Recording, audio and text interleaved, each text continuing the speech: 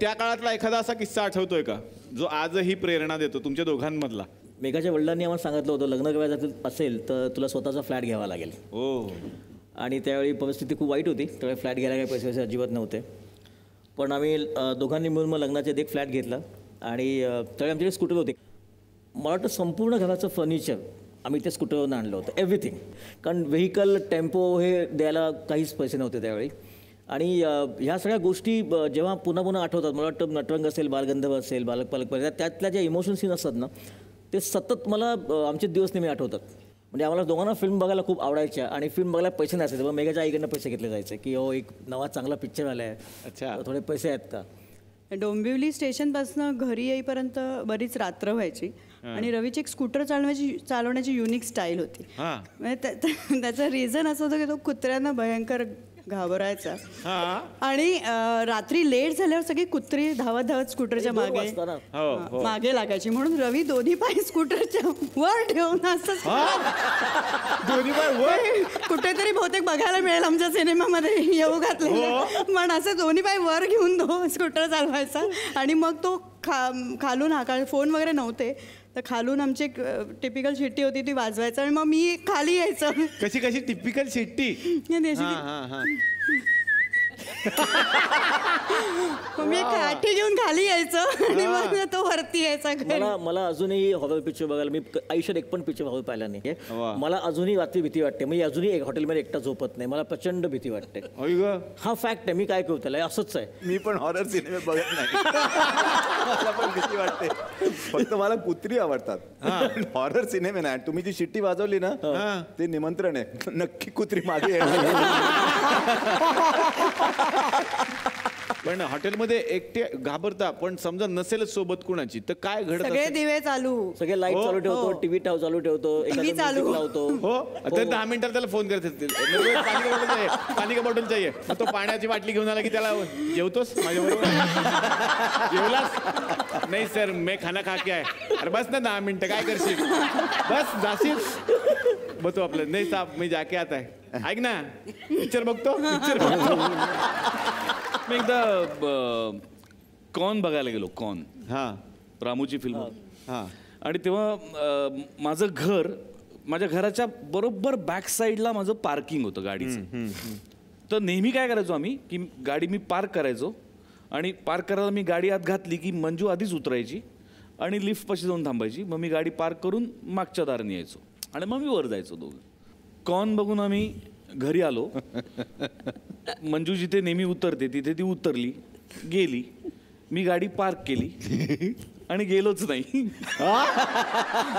रात्री 1:30 वाजता गाडी पार्क केली आणि गाडीतच बसून राहिलो. आणि माझ्या बाजूची काच उघडी करून ठेवली.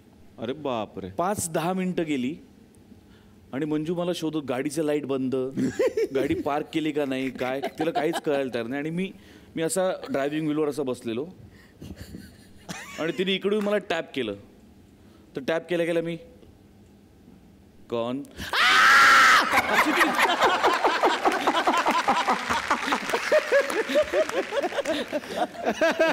1:30-1:45 वाजता किंचाळायला लागली. अरे बापरे. आजूबाजूचे वॉचमन धावत, बिल्डिंग मध्ये लाईट लागताय टपाटप टपाटप.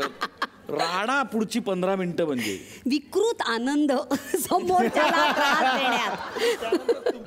पण उज्ज्वल निकम साहेबांबद्दल मी ऐकलं की त्यांना सुद्धा घरात सिनेमे बघायला आवडतात आणि स्टंट फिल्म बघायला आवडतात, बरोबर?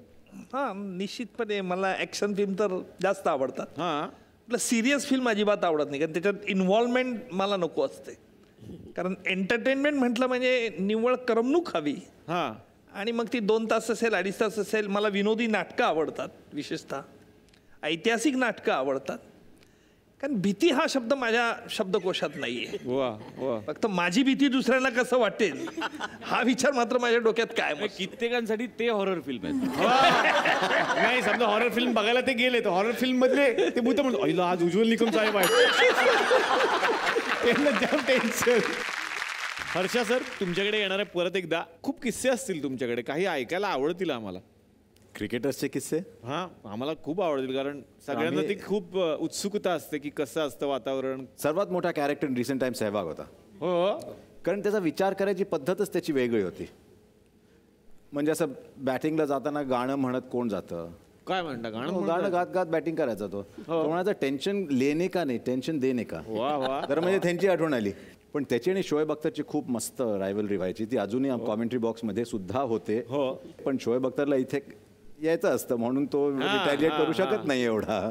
सहवागला की काळजी नसते. पण एका मॅचमध्ये सहवाग पुल करायचा नाही जास्त, त्याचे शॉट इकडे असायचे जास्त, इकडे पुल नाही करायचा. तर त्याला आउट करायला म्हणून हा पुन्हा शोएब अख्तर बाउन्सर टाकत होता त्याला, आणि बाउन्सर टाकून येऊन म्हणायचा हुक कर ना. दुसरा बाउन्सर टाकला पण हुक कर ना. तिसरा बाउन्सर टाकला हुक कर ना. हा असा हळू त्याकडे गेला आणि म्हणाला बॉलिंग कर रहे हो भीक मांग रहे हो. आणि मग हसत परत सुरू. वेगळ्या तऱ्हेचे लोक असतात. राहुल द्रविड अगदी असा क्वायट, व्हेरी इंटरनल असा एकदम. सचिन पण खूप विचार करून खेळणारा.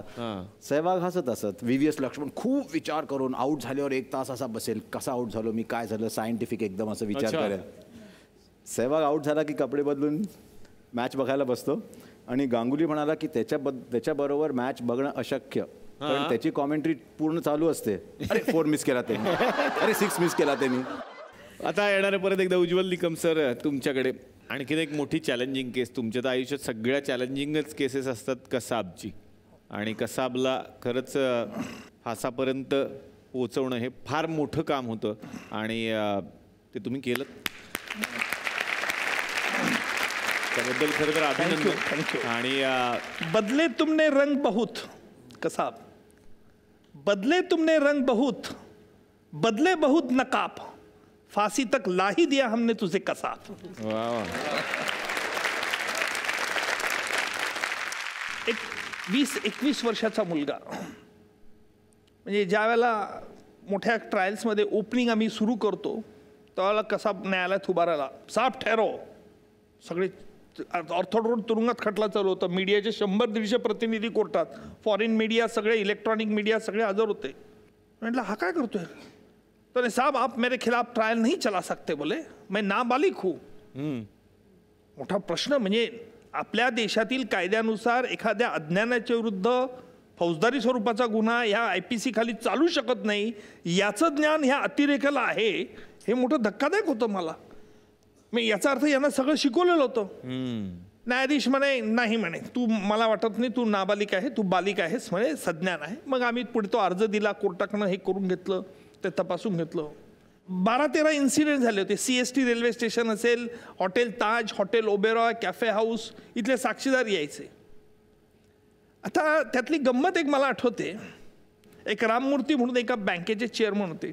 एक टकलू होता, आणि यांना सगळ्यांना कपडे काढायला लावले. फक्त अंडरवेअर आणि बनियनमध्ये त्यांना ठेवलेलं होतं. त्याने एक 5-7 होस्टेजेस करून ठेवले ते.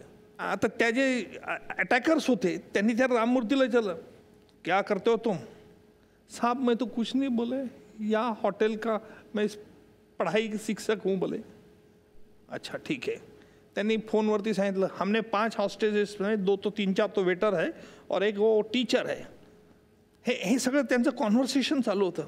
त्याने सांगितलं अरे गधा, टीचर कभी 5 स्टार में रुकता क्या, बोले पिटो उसको. त्याला मारलं तिथे. मग त्यांनी सांगितलं मी विंध्य बँकेचा चेअरमन आहे. आणि मग त्याने ही कन्फेस्ड. त्याची आम्ही साक्ष घेतली. आणि त्यावेळेला कोर्टामध्ये हे जरी साक्ष घेऊन कोर्टामध्ये त्याने याला सांगितलं की ये कसाब आहे, तर कसाब आपला असा बघतो त्या स्क्रीनवरती, त्याचा फोटो आहे, सगळं बाकीच्या याच्यातलं सर्व आहेत. ये मैंने बोलाय, तो मी नव्हेच. म्हणजे तुम्ही कलाकार देखील काय चांगलं काम कराल, इतकं उत्कृष्ट नाटक एक अतिरेकी करू शकतो, हे मी त्यावेळेला प्रथम पाहिलं.